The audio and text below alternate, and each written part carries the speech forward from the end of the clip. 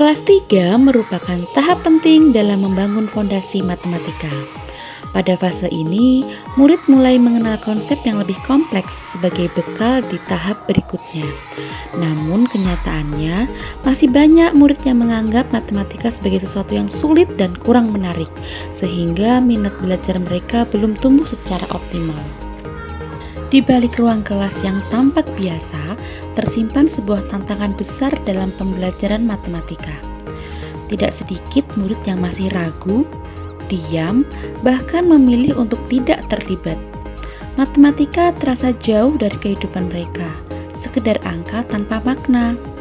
Padahal tiap murid memiliki potensi untuk berpikir, bertanya, dan menemukan. Inilah tantangan sesungguhnya. Bagaimana menghadirkan pembelajaran yang tidak hanya dipahami, tetapi juga dirasakan dan dialami secara nyata oleh murid. Pembelajaran ini dirancang dengan pendekatan matematika gembira, sebuah perjalanan belajar yang menghidupkan kelas dan mengaktifkan setiap murid. Dimulai dari tahap gali dan eksplorasi. Guru mengajak murid masuk ke dalam pengalaman sederhana, memilih buah kesukaan mereka. Satu persatu murid maju, memilih, tersenyum, dan tanpa disadari mereka sedang membangun data dari pengalaman nyata mereka sendiri. Dari sinilah pembelajaran dimulai dari dunia murid itu sendiri. Memasuki tahap muat konten, data yang terkumpul tidak terhenti sebagai pilihan, tetapi diolah menjadi pengetahuan. Guru membimbing murid menyusun data ke dalam tabel sederhana. Angka-angka mulai berbicara dan matematika perlahan menjadi lebih bermakna. Selanjutnya, pada tahap buat aktivitas, murid tidak lagi hanya menerima, tetapi mulai mencipta. Mereka bekerja dalam kelompok, berdiskusi, merancang, dan menentukan data apa yang ingin mereka cari. Suara diskusi terdengar, ide-ide bermunculan, dan pembelajaran berubah menjadi ruang kolaborasi yang hidup. Bu, berarti pernah nanya sama adik kelas juga? Nanti kita bikin data apa ya? Mendingan data warna aja. Bagus tuh, kan sekarang lagi ngetren gantungan warna-warni. Gimana nih? Kita cari data di kelas 3 aja yuk. Data apa? Gimana kalau data teman pusaka aja? Setuju.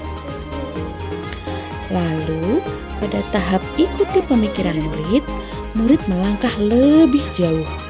Mereka bertanya, mewawancarai, dan menggali informasi langsung dari teman dan kakak kelas mereka.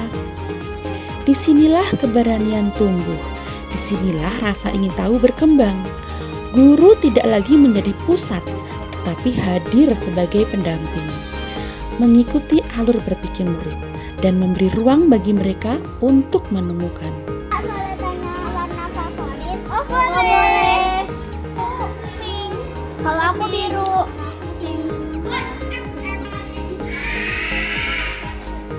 Tempat wisata favorit kalian yang mana? Hingga akhirnya, pada tahap rayakan dan akhiri, murid berdiri di depan kelas, mempresentasikan hasil kerja mereka. Dengan penuh percaya diri, mereka menyampaikan data yang telah mereka kumpulkan. Dan momen inilah pembelajaran tidak hanya selesai, tetapi dirayakan. Dirayakan sebagai proses, dirayakan sebagai pengalaman, dan dirayakan sebagai keberhasilan bersama. Kenapa kamu memilih untuk mencari data tentang warna?